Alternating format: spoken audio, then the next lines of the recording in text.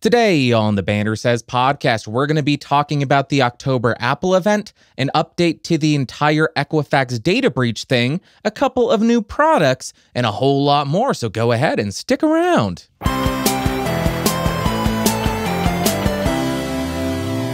Yo, greetings Earthlings, welcome back to episode 143 of the BSP. My name is Bandrew, and this is what I says.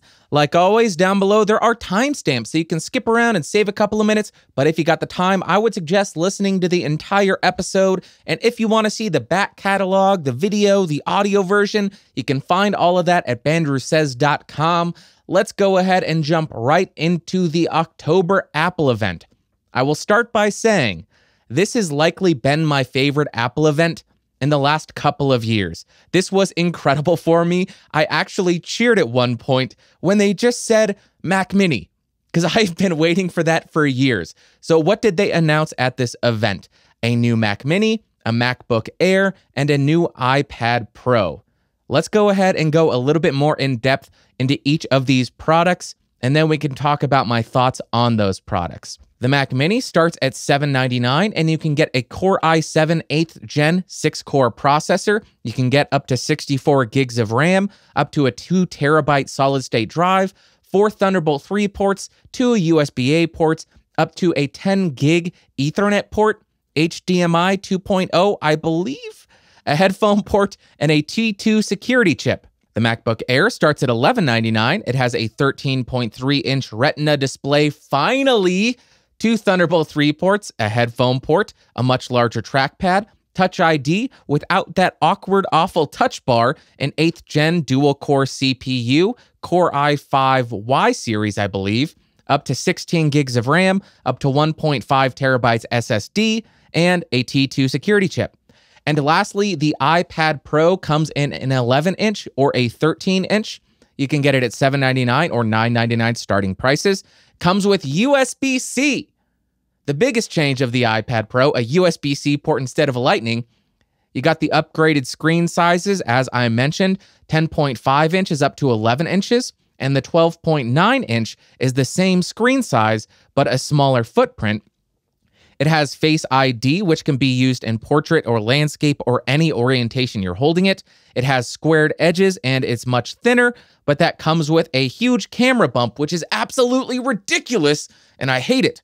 I hate big camera bumps, and this one is out of this world. It is massive. It also comes with their A12X chip, which is 35% faster, and it's based on their 7nm architecture, and there is no headphone jack, you sons of guns. But what are my overall thoughts on all of these devices? First, the Mac Mini is a device that I have been waiting for an upgrade for years. I bought my last Mac Mini in maybe 2014 or 2015, and I did have to retire it from editing and processing my videos and audio because it just couldn't handle it anymore. And I did that the beginning of 2017, I believe, or maybe the beginning of 2018, actually.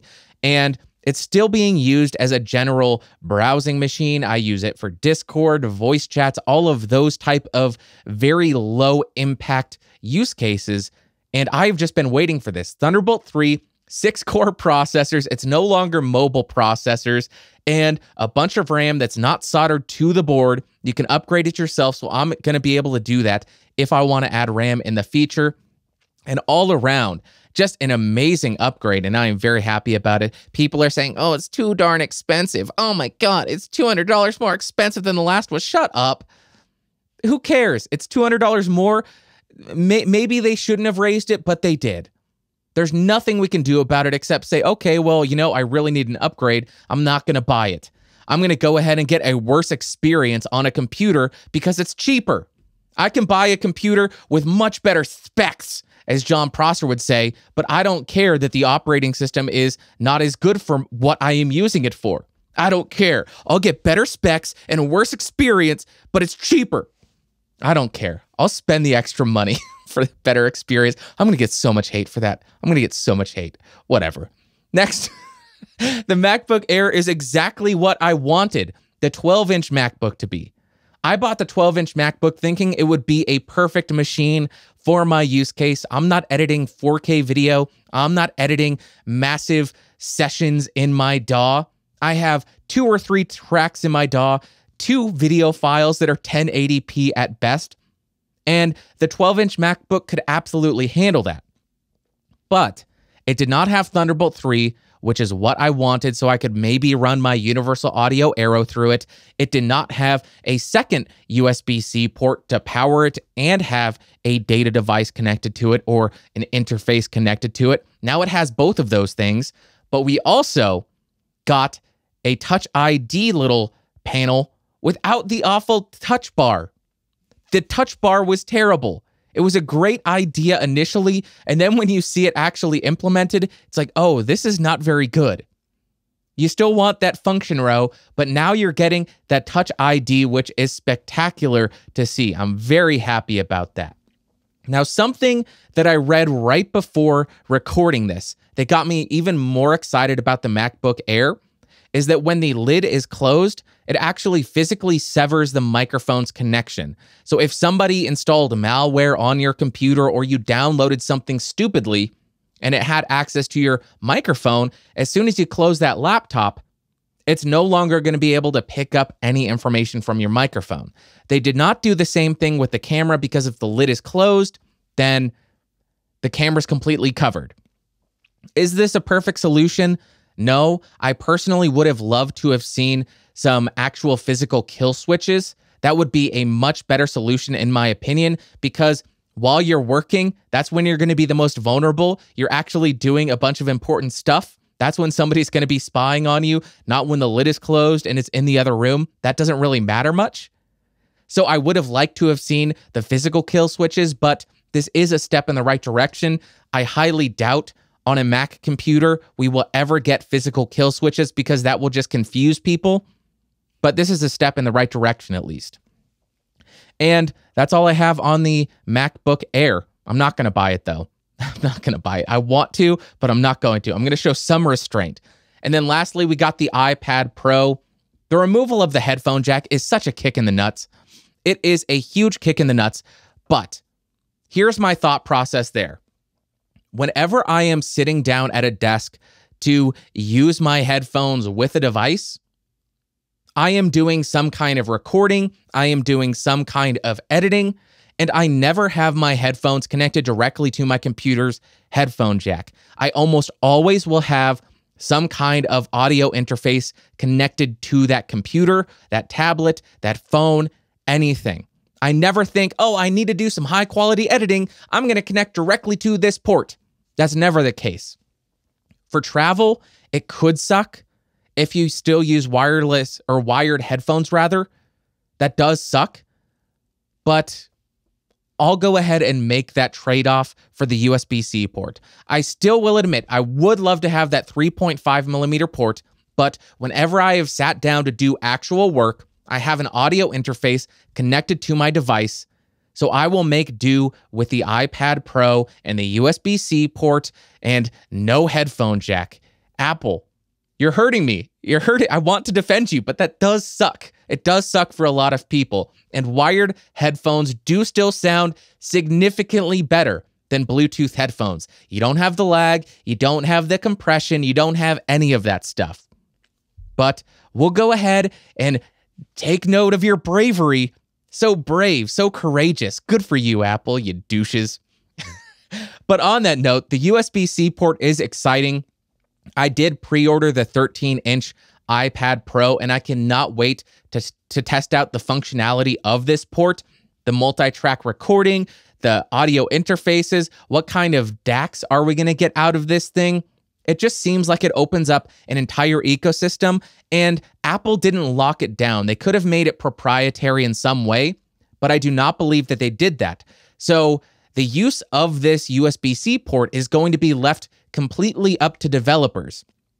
That's what's most exciting about it for me. What will developers do with this new access to the Apple ecosystem? Will we get a bunch of garbage? Yes. Whenever there's an open ecosystem, you get a lot of trash. We should be expecting a lot of USB-C headphone dongles from these Chinese manufacturers.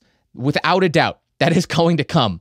But you will also see people developing really cool DAWs, really cool use cases. Maybe you could plug a printer in. I hear Nilay from The Verge talking about that all the time. What happens when you plug a printer into it? But I think the audio, the photo editing, the data will be very interesting to see how that is built out in the future now that this is an open port on the Lightning or on the iOS ecosystem without having to pay that licensing fee for the Lightning cable. We also got Face ID, which is nice. I do like having my camera covered. I am paranoid, I am weird, and you can no longer do that, but I do really look forward to having the gesture-based navigation. That is the best part about the iPhone X, in my opinion. It is so natural, it feels so good, and it's intuitive, and I love it, and I cannot wait to have that on the iPad. And lastly, I do like the squared edges on the iPad Pro as well. It harkens back to the iPhone 4 and 5, which is such a great design. It feels great in the hand, but we'll have to wait and see how it feels with a 13-inch slab of glass. That is it for the Apple event in October 2018. I would love to hear from you guys in the comments. What was your favorite thing from this event? Do you plan on buying any of these? Is there anything that you think is stupid other than Apple's pricing strategy? I'd love to hear from you guys. Next, we got a very short piece of news from Amazon. It's Amazon letting you pick the day that your package arrives. Like I said, very small announcement, but Amazon is going to have something called Amazon Day, I believe it is, and they will let you select what day your package is delivered. So if weekends work better for you, you can sign in and say, deliver it on Saturday, deliver it on Sunday. And that's pretty much it. Nice feature to have. It's not going to be available everywhere just yet, but really cool. Not going to be able to pick it up on Tuesday, deliver it on Wednesday. I like that. Next up, we got some security news, and the first thing comes from Facebook. You guys know my thoughts on Facebook, and Facebook account private messages were hacked and are for sale somewhere on the internet. I don't know where. I don't hang out in the seedy places where this kind of stuff is available for sale, but the BBC reported that hackers compromised and published private messages from at least 81,000 accounts. Facebook said that its security had not been compromised and the data had probably been obtained through malicious browser extensions. Now, Facebook is blaming those browser extensions like personal shopping assistants, bookmarking applications that sit in your browser, all sorts of those plugins that you add to your Google Chrome, your Firefox, your Safari. Those were malicious. Some of those were malicious, and they went ahead and just copied all the data that was being transferred in the Google Messenger app. There's nothing more that I can say here other than you need to be careful what you're installing on your browser. If you're going and searching VPN plugin on Chrome browser and it's free and it looks like there's 5 ratings, be careful. You just need to be very careful about what you're installing on your browser, on your phone, on your computer, because there are bad actors out there that want to gain access to your very personal information and sell it to make a profit.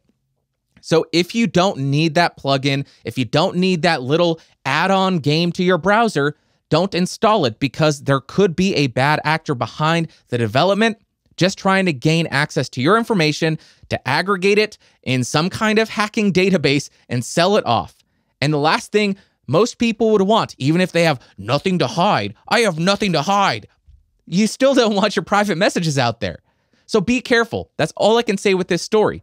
I don't think Facebook did anything wrong here. It was people not being careful with what they were installing on their browser, their computer, or anything. They weren't properly assessing the risk.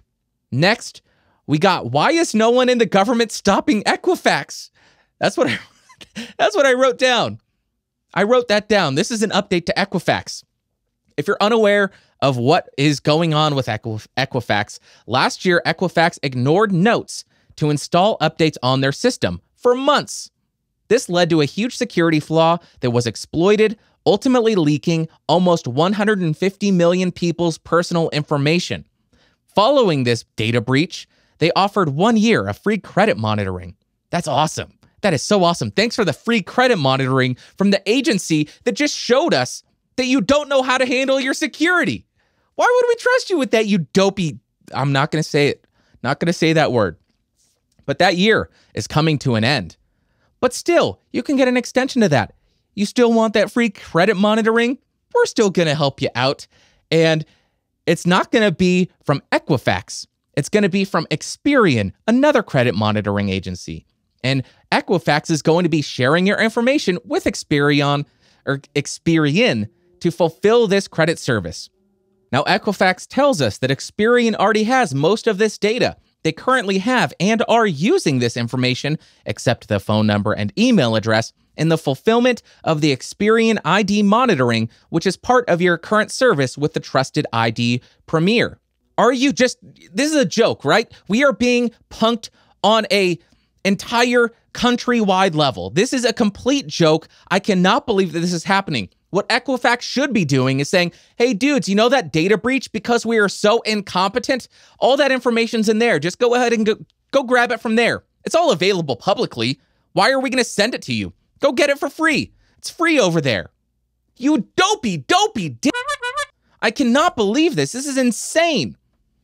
You sure as hell better realize that if you're getting free credit monitoring, they're going to be taking that information that they have and selling it to creditors so they can market to you saying, hey, you want some more credit?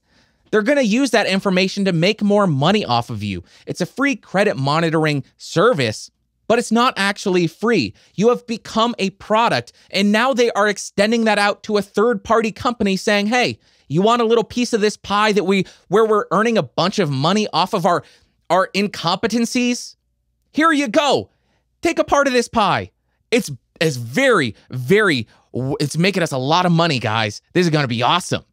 That's what's happening right now. And another company is now going to gain access to that information. Here's a phone number. Here's an email. You sure as hell better expect to be getting more spammy phone calls from creditors and a lot more spammy emails. Hey, you're pre-approved for this credit card. You're pre-approved for a $30,000 loan. That is exactly what's going to be happening here, and it's criminal. What the hell happened to penalizing these companies for screwing 150 million people? I'll tell you what, nothing happened. In, I think, England or in the UK, they got a £500,000 fine. That is it. 150 million people had their very private information leaked, and they got a £500,000 fine. That is nothing. That is likely less than a day revenue from them because they're selling that 150 million people's data in other arenas.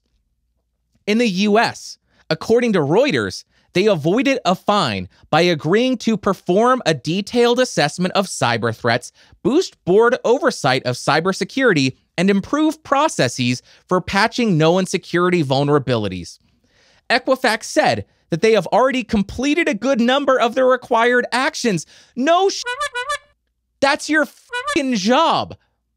Wow, you did your job? Good job, guys. Wow, what a shocker. That is fucking insane. I know I am swearing a lot, but that is insane.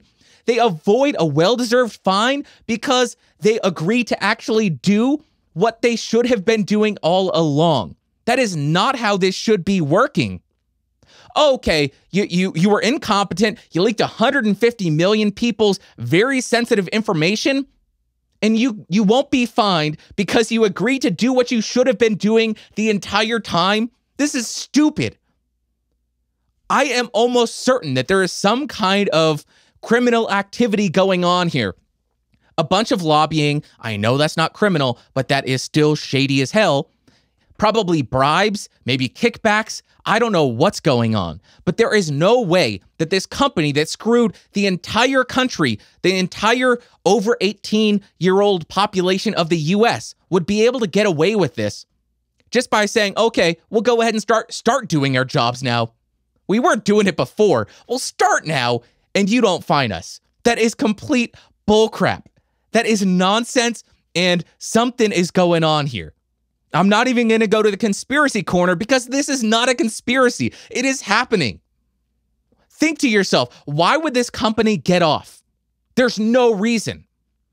There's no reason unless all of these politicians don't have their social security numbers in their system. We as normal plebs don't have the ability to remove ourselves from these monitoring services, these credit rating agencies. There's nothing that we can do. But these politicians don't seem to give a crap. Could it be that they're not in that system? They're able to say, you know what? We don't want to be a part of that system because it seems a little bit insecure. But we don't. Or did they say, hey, you know what? Don't fine us. We'll give you kickbacks for all this money that we're earning from offering a free service from us screwing the pooch. Something is going on. Mark my words. Equifax should not be in business anymore. They are criminals. They are idiots. And I hate everything that is going on here. The US government has failed us in terms of penalizing Equifax, who should have been put out of business. And now I'm on some kind of list. Let's go ahead and jump to something a little lighter, and that is new products. First, we're going to start with the Helicon GoXLR. This is a multi-channel USB audio interface / processor. It has multi-channel to control microphone, game, music, and chat. Inside of it, you're going to find a Midas preamp, which is what the Behringer interfaces use. You got an equalizer, compressor, limiter, de-esser, and gate. There is a sampler inside of it. You got a voice FX, so you can go ahead and add that really deep voice. You can do all of that stuff, add some reverb, add some echo, because everybody loves that. I'm in a mood today. That whole Equifax story put me in a mood. Everybody loves those deep voice and that reverb and that echo. Nobody's ever annoyed by that. And then you get some RGB lighting. Cool. And it costs $400. My thoughts, I pre-ordered it. That's my thoughts. If it's any good, this could be a really cool device. I don't know much about TC Helicon or whatever the company is. I guess they are now Helicon Gaming. I don't know much about them. I've never used their devices. But if this does actually have decent processing, decent preamps, decent noise gates, compression, EQ, de-essers, limiters, this could be a very useful device for streamers or for solo podcasters, because it does only have a single XLR input. So you're not going to be able to use this to mix 10 people. It's just a single XLR input, and we'll have to wait and see. It comes out mid-December, and hopefully it's really good. Next up, we got a new set of headphones from Audio Technica, the M50X-BT. They were designed by the same engineers as the regular M50s, but the main difference is these are Bluetooth. Surprise, surprise, if you couldn't tell by the BT at the end of the model number. They boast that the sound will be almost the exact same as the M50Xs when they are used wirelessly, but they will sound different if you decide to use them as 3.5 millimeter headphones. That's a little bit strange. You would think that you would get the best performance out of wired headphones, but no, not with these. You're going to get the best performance as Bluetooth headphones, and you will get a different performance if you use it wired. Now, the headphones will cost $200. They have Bluetooth 5.0. They have 40-hour battery life per charge, which is bonkers. 40 hours, but that's probably because they don't have active noise cancellation. It does have Siri and Google Assistant compatibility. That essentially means it has a button that you could hold, and that will turn on Siri or your Google Assistant on your phone. And they charge via micro USB, which apparently people are upset about. They would have liked to have seen USB-C, but not this go around. If you're interested, $200. I think they're available now on Amazon. And also, according to the Verge article that I was reading, Amazon has sold 1.2 million units of the M50s, from the M50s, the M50Xs, and now we're going to get the M50X-BTs. Next up, we got an announcement for a brand new audio interface, the MIDI Plus Mirror, which is an audio interface designed specifically for women. But what does that mean? It was designed to look like a makeup case. Now, according to their website, it has a mirror with a 56K light on it. Very cool. It also has 1 in, 2 outs, 48 volts phantom power, a high quality preamp, 24-bit and 192 kilohertz conversion. Now, I think that The Verge said it best. Gee, how did women make music before this awful makeup kit-shaped audio interface? And I could not agree more with that. I appreciate so much that a company was brave enough to make an audio interface that fulfills such a necessary hole in the market. I look forward to entering my next studio and hearing, you know what, we need 25% more blush. We need 50% more lip gloss on this recording, please. And also, I love the fact that there's a light that will blind you when you're trying to look down and adjust your rouge dial. What a beautiful, beautiful design, and essential because women are so stupid that they have no idea how to adjust the gain on their interface. What's gain? I only know what blush is. I don't know how to do this. I'm a stupid woman. That was sarcasm for anybody who is stupid enough not to catch that, but I do need to point that out. Now, there is no price on their website. I doubt they're going to follow through with this because they have gotten a lot of pushback. Rightfully so. It's a stupid idea. It is a stupid idea, but if they ever do release it, I'm going to review the hell out of it because why wouldn't I? That's all I got.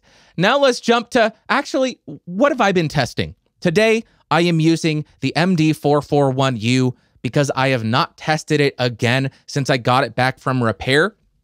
I will go ahead and adjust the high pass filter dial, and as you can hear, there is no little hisses as I move it around, as I switch between it. As I adjust the XLR cable, no hissing, no buzzing, nothing. It's perfect. Fixed it back in 2 weeks. And I have no high pass enabled, but I do have the high boost turned on. And that's what I've been using this entire week. Let me know what you think of this microphone in the comments down below. Review coming soon.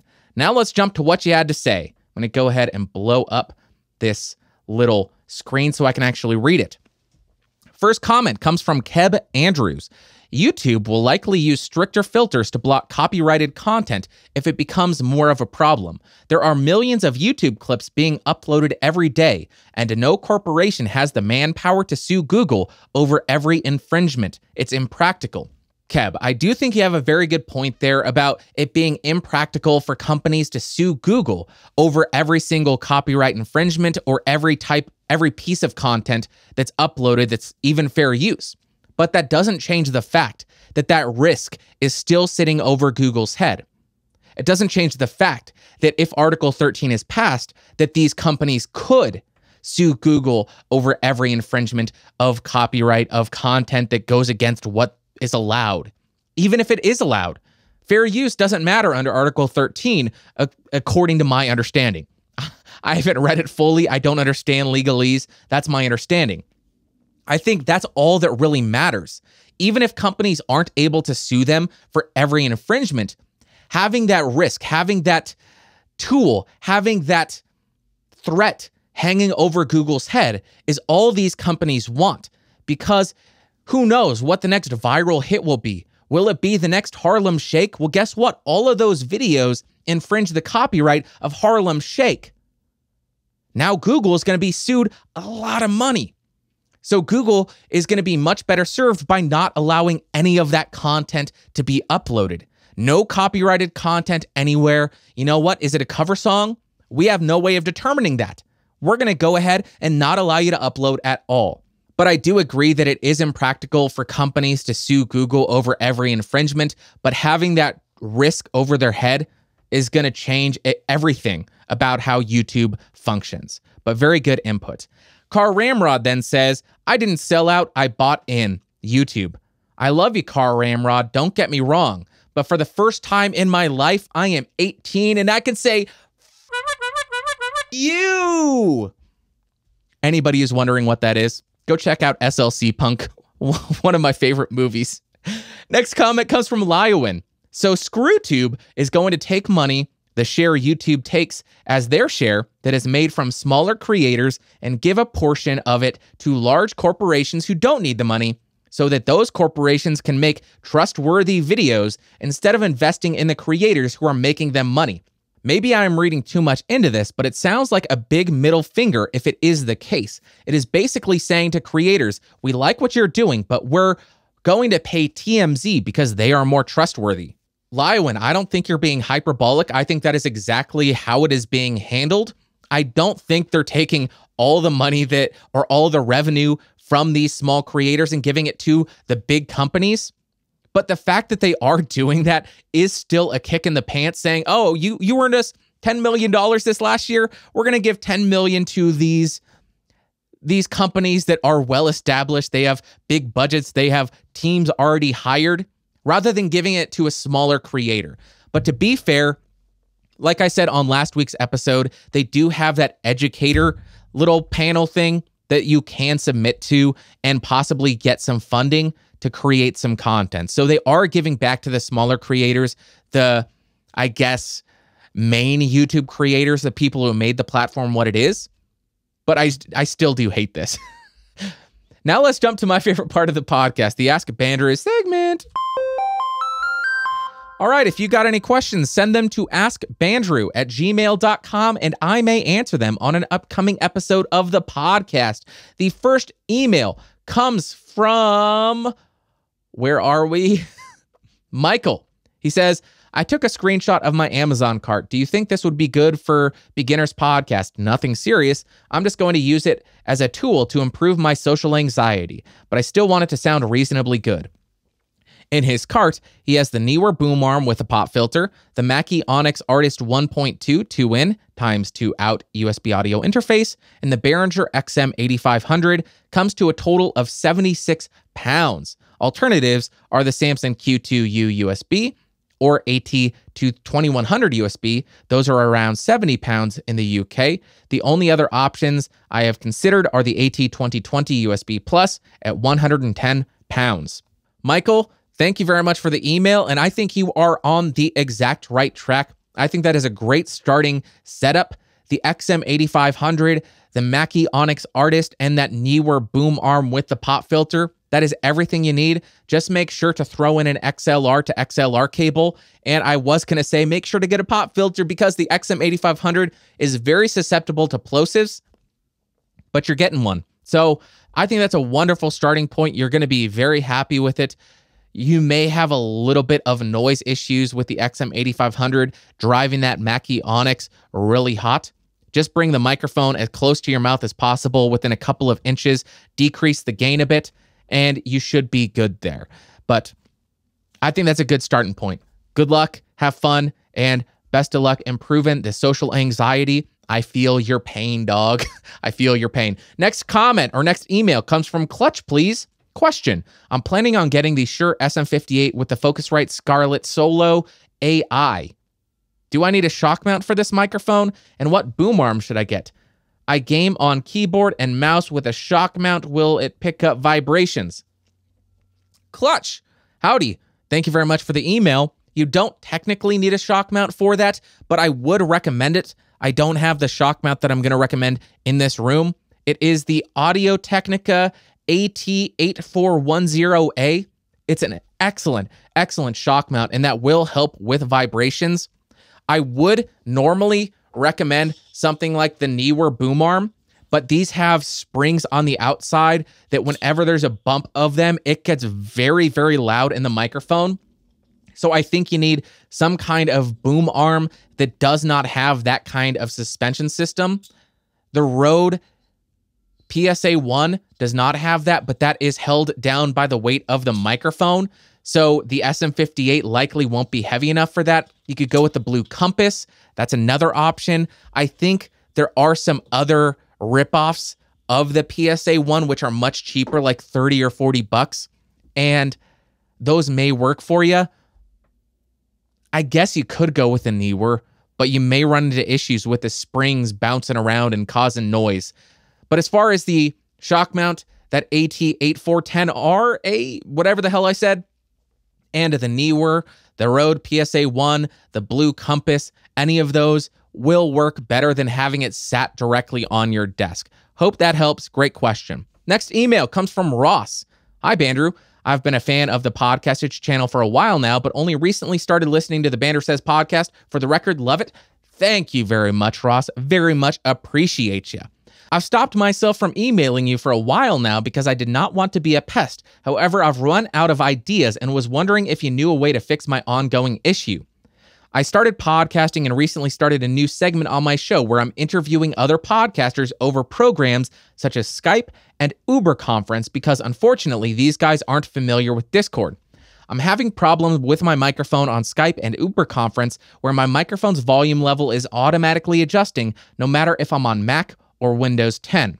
I've looked up this issue and it seems to be a common issue, and I've done pretty much everything suggested, making sure that I'm not letting apps/programs take exclusive control of my microphone, and I even saw a post where it was suggested renaming a certain file to adjust the audio codec, but it still doesn't stop it happening 100% of the time.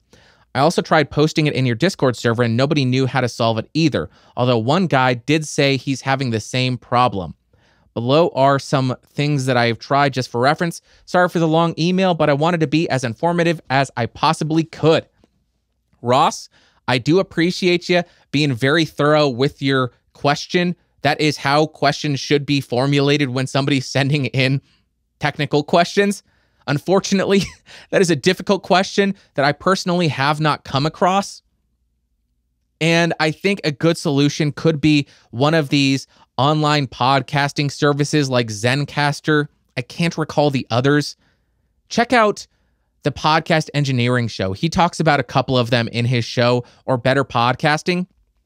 And I will admit, I am not knowledgeable about Skype or anything because I don't use Skype. I've never even heard of Uber Conference, and I also don't use a Windows machine for podcasting. I really only use it to test microphones on or USB audio interfaces, and I wish I could be help, but I can't. I've never had that issue. I hate Skype. I don't use it. I would recommend maybe sending in an email to Better Podcasting. Check out that podcast, send an email to them, and they typically answer questions on their show. And they use Skype every single week for many of their shows, and they produce it to a very high quality. So they will likely have a better idea of how it works. Maybe one solution could be you do a double ender where you're recording your microphone to your DAW, your guest is recording to their DAW, and then you have a crappy microphone connected to your Skype computer, your Skype system preferences, and that microphone can adjust all it wants, but you're not going to end up using that. You're going to be using your audio that's recorded to your DAW. That could be a solution, maybe not the best, but I'd say go contact Better Podcasting. They know a lot more about Skype than I do. Sorry I couldn't be help, Ross. Best of luck. Last comment. Why do I keep saying comment? Last email comes from Tony. Hey, Bandrew, you did so well answering my question about podcast hosting, and I thought I'd shoot another question your way. So something I've seen around the interwebs is the topic of fair use. I was wondering if you know anything about it, the official policies, or maybe your experiences with it in general. If you do not know about fair use, then I have a sub-question. Let's say I wanted to start a podcast where I review math rock albums as they come out. If I'm mostly leaving good feedback, am I allowed to play short clips of songs from these albums since I'm providing positive commentary/feedback? When I Google the subject, it seems that there isn't actually a lot of content explaining it. I see a lot of video content on YouTube, be it reaction videos or reviews, where people rip the video to their channel for content. Are the policies the same for podcasting via copywritten music? Sorry in advance if you've already touched on this subject in the past, but would really like your input as I've heard you talk about people using your content without your permission before. Thanks, Tony. Tony, that is a very good question, and I will preface it by saying I am not a lawyer. I am not terribly well read on this topic area. Last time I studied this was 10 years ago in college, so I'm not the expert here. I am not a voice of authority in this arena. My understanding is if you are critiquing artwork, then it is fair use. You can provide samples of the piece for context, but I think you would be unable to simply play through the entire song or the entire album. Play 5 or 10 seconds, comment on it, play 5 or 10 seconds, comment on it, so on and so forth. I don't think you could say, here's a 3.5-minute song. Let's listen to the entire thing, then I will critique it. Now, the reason for this is you don't want to create a substitute for the original piece of art. What I mean by that is if people come to your podcast to listen to what you have to say about a piece of music and they get their entire fill of that piece of music from your podcast because you play the entire thing, that may leave a bad taste in the artist's mouth, and they may want to pursue legal action to take the video down. or the podcast down.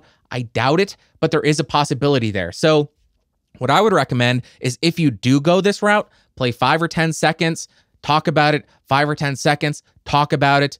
Or you could go the route of Anthony Fantano, where he doesn't play any audio clips, no context there.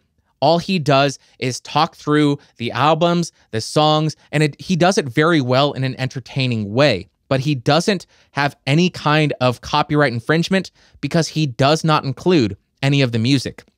You can also do parodies, and I think that's why Weird Al can get away with what he does, I think. But the reaction channels that just sit there and laugh over a video, I would not think that that is fair use, and I don't understand how they get away with it. H3H3, on the other hand, they did win their fair use case because they made a transformative work. They took an original video, made some commentary over it, made jokes over it, did little skits over it, and made it their own video. So if people wanted to get the full feel of the original or their fill of that original video, they still had to go to whoever the guy was and watch his video on his channel. With all of that being said, this is assuming a perfect world. Now, what I mean by that is if you're uploading to YouTube, fair use does matter, but you have to understand that the platform you're uploading to doesn't really care about fair use. There is that content matching system that is very frequently abused.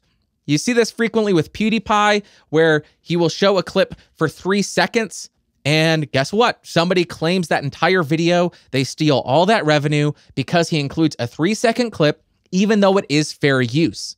You see that abused quite frequently. So although you may be within fair use laws, that does not protect you from people abusing the content claiming system that is available on YouTube for content creators. Now, as far as podcasting, I would say don't use it. Don't use any audio clips. The reason I'm saying that is currently in iTunes, you can have copyrighted material in your podcast right now. They are changing policies so frequently that if you have any copyrighted material, maybe in 6 months, they will say, if you have copyrighted content in your podcast, you're gone. You're out of here. You're fired. Then on the other hand, there's Spotify. You cannot submit your podcast to Spotify if there is any copyrighted material in your podcast. No music, nothing copyrighted can be in your podcast if you want to be on Spotify. Now, the reason why I think this is, it's a lot safer and more manageable for these websites to say no copyrighted material at all than it would be to take claims from people and say, oh, there was copyrighted material here, and then hear from all their creators who are making appeals saying, no, this is fair use. That would take a lot of manpower, a lot of funding, and a lot of time. So what is more economically feasible for these companies? Spend hundreds of thousands of dollars and tens of thousands of hours listening to appeals saying fair use, or just say no copyrighted content? I know which one I would pick if I was a business. Get out of here with that copyrighted content. You can't do it. Save me some time, save me some money. I hope that helps, Tony. I don't know if that did. I was all over the place, but I would say don't use any copyrighted content, any copyrighted music, anything in your podcast or your video, because people will abuse the system, and who knows what the policies will be in 6 months that may eliminate your content from being allowed on their platform. Okay, that's going to take us to the end of the show. I'm stealing that from Better Podcasting. I appreciate all of y'all listening, checking it out, watching the video. If you got any questions, again, askbandrew@gmail.com. I will talk to you all next week. Bye.